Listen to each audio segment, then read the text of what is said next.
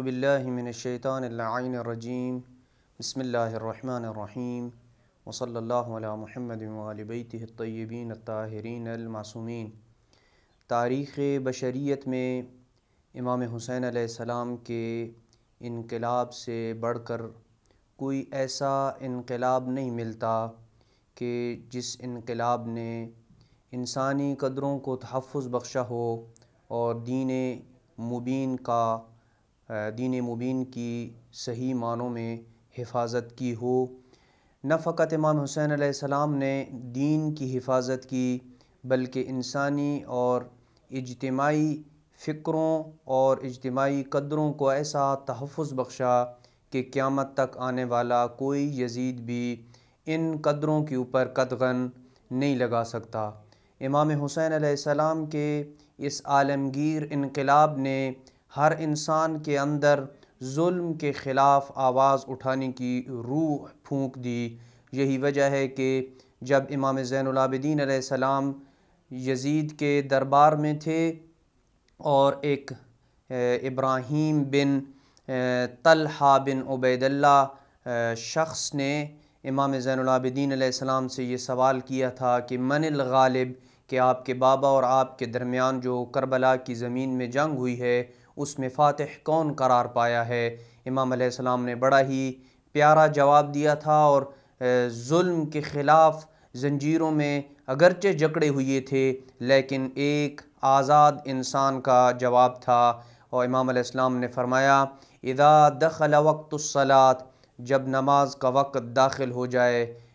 تو اس وقت اذن واقم، آذان بھی تم کہنا اور اقامت بھی کہنا، تعرف الغالب، تمہیں پتہ چل جائے گا کہ اس جنگ میں غلبہ پانے والی کون سی قوت ہے۔ اگر اللہ کا نام باقی ہے آذان میں، اگر رسول خدا صلی اللہ علیہ وآلہ وسلم کا نام آذان میں باقی ہے تو پتہ چلا کہ امام حسین علیہ السلام فاتح قرار پائے ہیں۔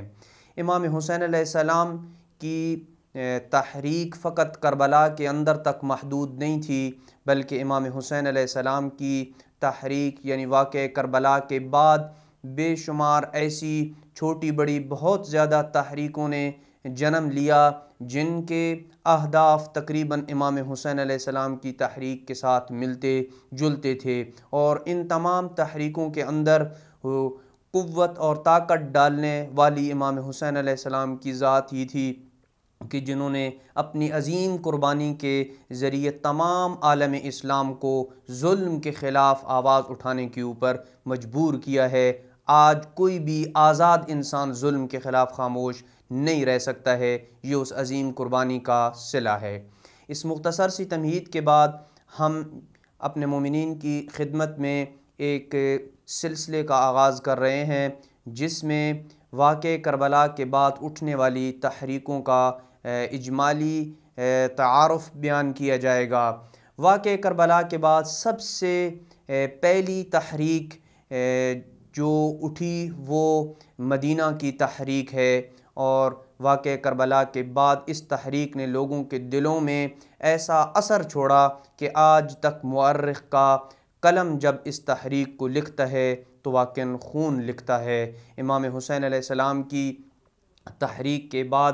خاص طور پر اسیران کربلا کا جب لٹا ہوا قافلہ واپس مدینہ پہنچا تو مخدرات عصمت و طہارت امام حسین علیہ السلام کے فرزند امام زین العابدین علیہ السلام نے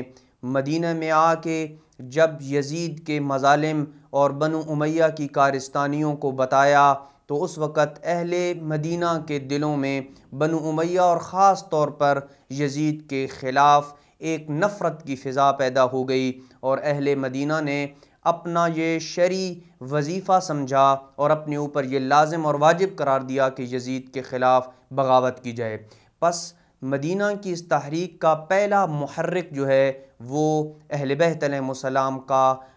وہ اس واقعے کو اس انداز میں بیان کرنا ہے کہ یزید کے مظالم لوگوں کے سامنے کھل کے آ گئے اور اہل مدینہ نے اپنے اوپر یہ لازم قرار دیا کہ وہ یزید کے خلاف بغاوت کریں اور یزید کی حکومت اور بنی امیہ کی حکومت کو گرائیں۔ یہ وہ پہلا سبب ہے مدینہ کی تحریک کا۔ دوسرا سبب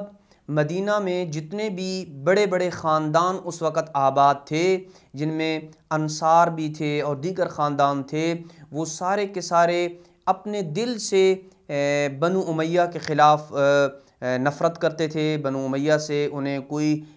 ظاہری طور پہ اگرچہ ہو سکتا ہے بعض شخصیات کو لگاؤ ہو، لیکن دل سے کسی کو بھی لگاؤ نہیں تھا، اور دل سے سارے کے سارے اس بات کے اوپر متفق تھے کہ اگر پیغمبر اکرم صلی اللہ علیہ وآلہ وسلم کے بعد کوئی اس امت کی رہبری اور قیادت کا اہل ہے تو وہ خاندان عصمت و طہارت حضرت محمد مصطفیٰ صلی اللہ علیہ وآلہ وسلم کی اولاد اطہار اور ان کے برحق جانشین امیر المومنین اور ان کی اولاد اطہار ہیں۔ لہٰذا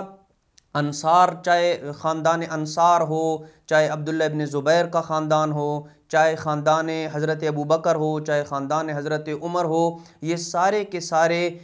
دل سے ان تمام یزید کی جو کارستانیاں ہیں اور بنی امیہ کے جو مظالم ہیں ان سے نفرت کرتے تھے۔ لہٰذا یہ بھی اس بات کا سبب بنا کہ وہ اہل مدینہ جو ہے وہ یزید کے خلاف اٹھ کھڑے ہوں۔ تیسرا وہ محرک اور عنصر جس کی وجہ سے مدینہ کے بڑے بڑے وجہاء اور لیڈر کھڑے ہوئے یزید کی اس حکومت کو گرانے کے لیے، وہ خود یزید کا کھلے عام فسق و فجور ہے۔ یزید کا کھلے عام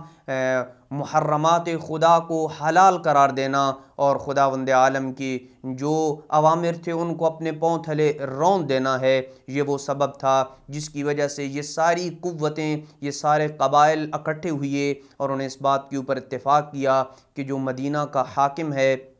اس وقت کے مدینہ کے حاکم کا نام عثمان بن محمد بن ابی سفیان ہے، کہ سفیان تھا، کہ اس کو مدینہ سے نکالا جائے اور بنی امیہ کے جتنی بھی افراد مدینہ کے اندر موجود ہیں انہیں مدینہ سے نکال دیا جائے۔ لہذا حاکم مدینہ کو نکالا گیا، بنو امیہ کے جتنے بھی افراد تھے انہیں مدینہ سے نکالا گیا، اور ایک خانہ جنگی کی فضا قائم ہو چکی تھی۔ اور یہ بات یزید تک جب پہنچی کہ اہل مدینہ بغاوت کے اوپر اتر آئے ہیں،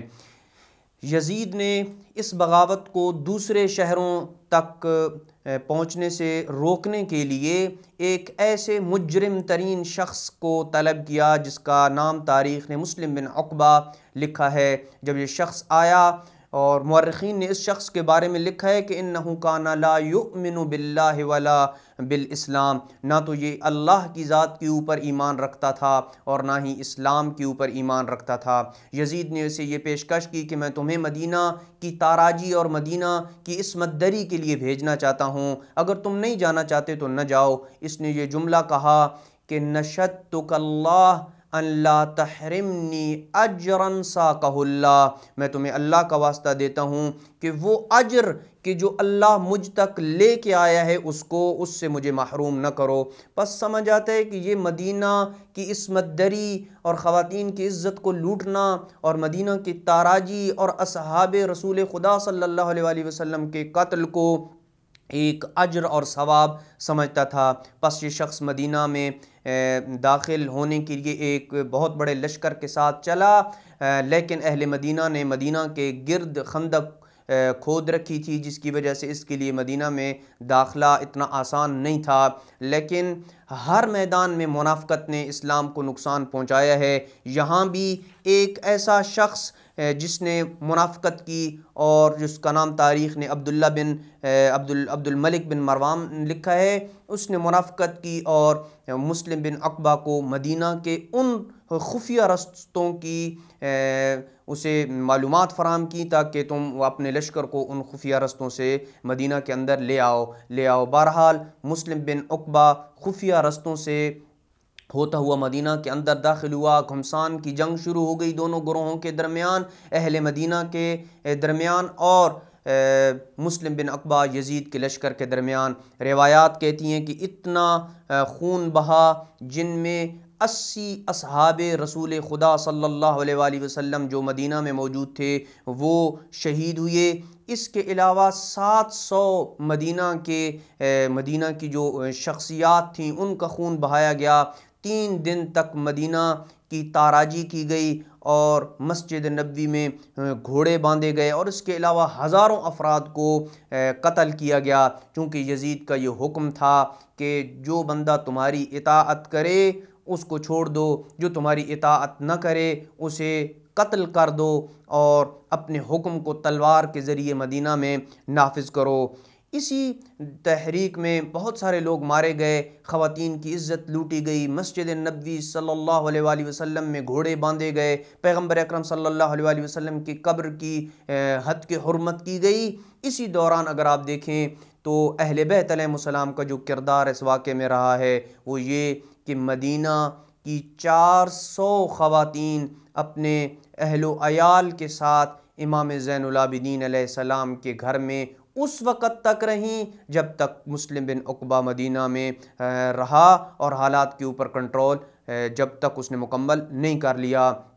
اور مورخین نے لکھا ہے کہ جب یہ 400 خواتین امام زین العابدین علیہ السلام کے گھر سے نکلیں تو یک زباں ہو کے یہ کہہ رہی تھیں کہ جتنا سکون ہمیں ان دنوں میں امام زین العابدین علیہ السلام کے گھر میں نصیب ہوا ہے، یہ سکون ہمیں زندگی بھر کسی اور جگہ نہیں ملا ہے۔ یوں یہ جو تحریک مدینہ تھی اپنے اختتام تک پہنچی، جو واقعہ حرہ کے نام سے معروف ہے، اور یہ واقعہ کربلا کے بعد اٹھنے والی تحریکوں میں سے ایک نمایاں ترین تحریک ہے، اور جس کے اصل محور جو تھا وہ اسباب ہیں جن کو ہم نے اپنے مومنین کی خدمت میں بیان کیا ہے۔ وصلی اللہ علی محمد وآل بیتہ الطیبین الطاہرین المعصومین۔